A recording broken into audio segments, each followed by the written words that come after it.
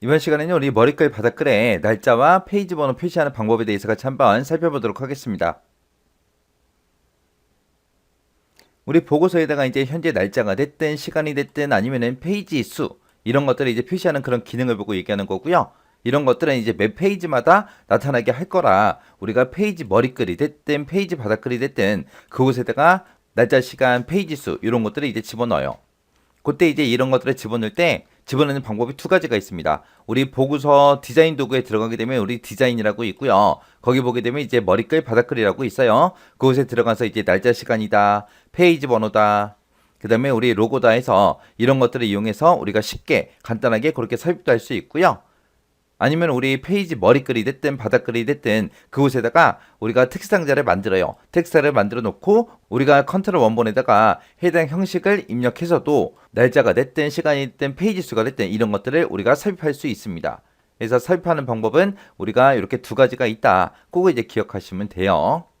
그래서 현재 날짜, 시간, 페이지 수 이런 것들은 주로 어디다가 표시한다? 페이지, 머리글, 바닥글에다가 표시하더라 라는 거 요거 이제 기억하세요.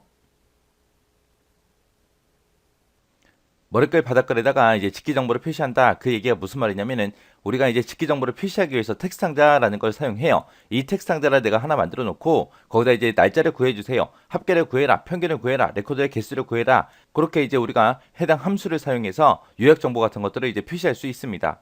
그때 이제 우리 머릿글 바닥글을 보게 되면 이제 그룹 머릿글 바닥글이 있잖아요. 이 그룹 머릿글 바닥글에다가 내가 이제 텍스트 상자를 만들고 이제 해당 함수를 사용하게 되면 그것들이 이제 각각의 그룹별로 그렇게 직계 정보가 표시가 되는 거고요. 보고서 머릿글 바닥글에다가 텍스트 상자를 만들어서 이제 함수를 내가 입력하게 되면 보고서의 맨 앞 페이지, 맨 마지막 페이지 거기에 이제 직계 정보가 표시가 됩니다.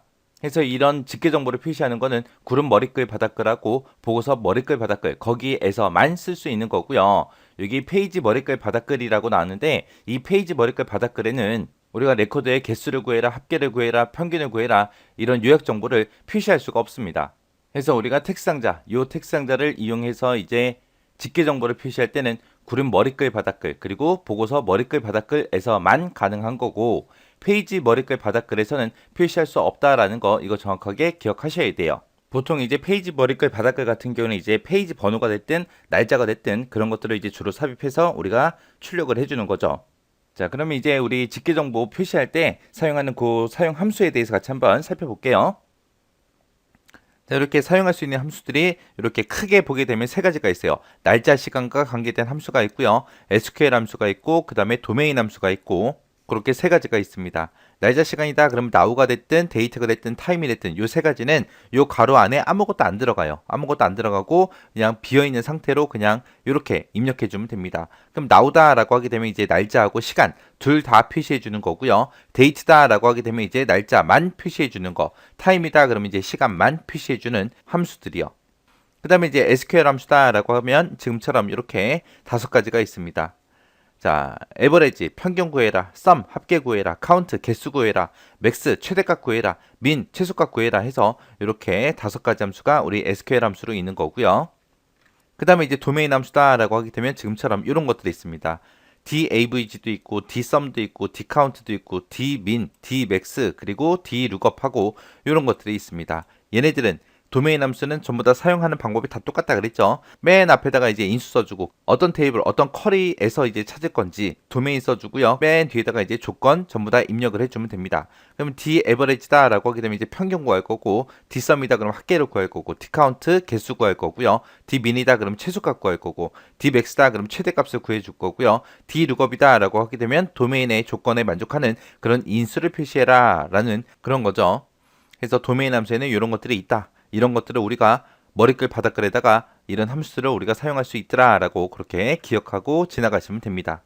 자, 이런 함수들은 우리 보고서에서만 쓸 수 있는 게 아니라 우리가 이런 거를 전부 다 폼에서도 쓸 수 있는 거죠. 그래서 폼에서 보고서에서 전부 다 사용할 수 있는 그런 함수들이요. 여기서 이제 이런 함수들을 그룹 머릿글에 쓰냐 아니면 보고서 머릿글에 쓰냐 페이지 머릿글에 쓰냐 거기에 따라서 이제 나타나는 정보들이 다르겠죠.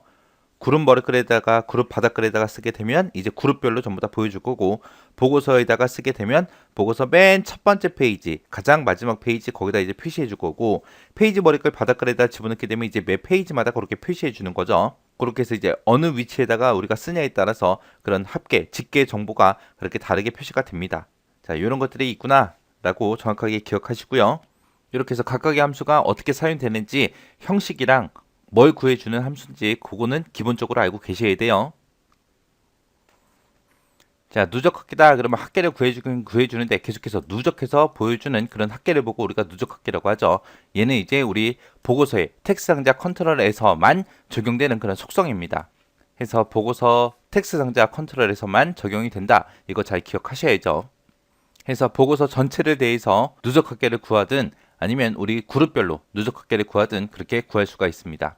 우리가 해당 텍스트 상자 컨트롤 속성 창에 들어가서 우리 데이터라는 탭이 있어요. 거기 보게 되면 이제 누적합계라고 있습니다. 자, 거기를 선택하게 되면 지금처럼 이렇게 세 개 중에 하나를 선택할 수 있게 나와요. 그러면 그림으로 한번 보자고요. 자, 요겁니다. 지금 여기서는 이제 금액이라는 그런 텍스트 상자를 선택하고 속성 창을 봤을 때 데이터라는 탭 있죠. 이 데이터라는 탭에 가서 누적합계라고 여기 있고요. 얘를 클릭하게 되면 아니오가 됐든 그룹이 됐든 모두가 됐든 세 개 중에 하나를 내가 선택할 수 있습니다. 이게 아니오로 돼 있으면 누적합계를 안 하겠다는 얘기죠. 그냥 원래 데이터 그냥 표시하겠다는 거고, 그룹이라는 걸 설정하거나 모두라는 걸 설정하게 되면 그때 이제 누적합계를 표시한다는 겁니다. 그래서 그룹을 설정하게 되면 이제 그룹별로 누적합계를 계산해서 보여준다 그거고, 그 다음에 모두를 선택하게 되면 그룹에 관계없이 이제 보고서의 끝까지 전체 데이터에 대한 그런 누적합계를 보여주겠다 그런 거죠. 해서 내가 만약에 보고서를 만들었는데 거기다가 이제 일련 번호를 내가 붙이고 싶다. 그룹별로 일련 번호를 붙이든 아니면 전체 데이터에 대해서 일련 번호를 붙이겠다라고 했을 때는 텍스트 상자를 하나 만들어요. 만들고 나서 거기다가 이제 는 1이라고 이렇게 입력을 합니다. 는 1이라는 걸 어디다 입력하냐? 컨트롤 원본에다가 지금처럼 속성창에 들어가게 되면 지금처럼 이런 창이 뜰 거 아니에요. 거기 맨 위에 보게 되면 우리 컨트롤 원본 하고 있습니다. 여기다가 금액이 아니라 여기다 는이라고 쓰고 숫자 1을 내가 쓰게 되면 일련 번호를 우리가 구해줄 수 있습니다. 해서 거기서 이제 누적합계 속성을 우리가 그룹으로 설정하면은 이제 그룹별로 일련 번호가 나올 거고요. 만약에 내가 모두라는 걸 내가 선택하게 되면 전체에 대한 그런 순번이 구해져요. 해서 요거 는 1이라고 쓰고 나서 누적합계를 그룹으로 했냐 모두로 했냐 거기에 따라서 그렇게 일련 번호 형태로 순번이 구해지는 거니까 이게 좀 특이하잖아요. 그죠? 해서 얘 정확하게 기억하셔야 돼요. 이런 누적합계는 어디서만 사용할 수 있다? 보고서 텍스트 상자 컨트롤에서만 사용할 수 있더라. 이것도 잘 기억하셔야 돼요. 자, 그럼 이거 설정한 거 좀 직접 그림으로 좀 보자고요. 자, 지금처럼 이렇게 일련 번호라고 제가 필드를 하나 삽입했어요. 그리고 거기다 는 1이라고 이렇게 입력을 해놨고요. 그 다음에 이제 금액 누적이라고 있는데 거기에는 그냥 이 앞에 있는 이 금액이랑 똑같은 거예요. 똑같은 금액인데 이제 얘는 누적시켜서 보겠다라고 해서 필드를 하나 더 만든 거죠. 그렇게 해놓고 이제 실행시킨 거예요.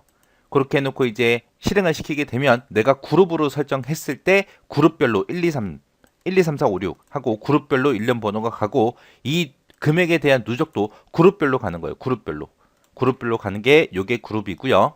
그 다음에 이제 요 그림은 모두를 선택했을 때 그게 이제 변하는 거예요. 모두를 선택하게 되면 전체 레코드에 대해서 1, 2, 3, 4, 5, 6, 7, 8, 9 하고 쭉 번호가 이어지고 이 누적합계도 이 전체 데이터에 대해서 계속해서 누적해 준다는 거예요. 그룹과 관계없이 번호를 매기거나 그룹과 관계없이 금액을 누적시킬 때는 지금처럼 모두라는 걸 선택하더라라고 그렇게 기억하시면 됩니다.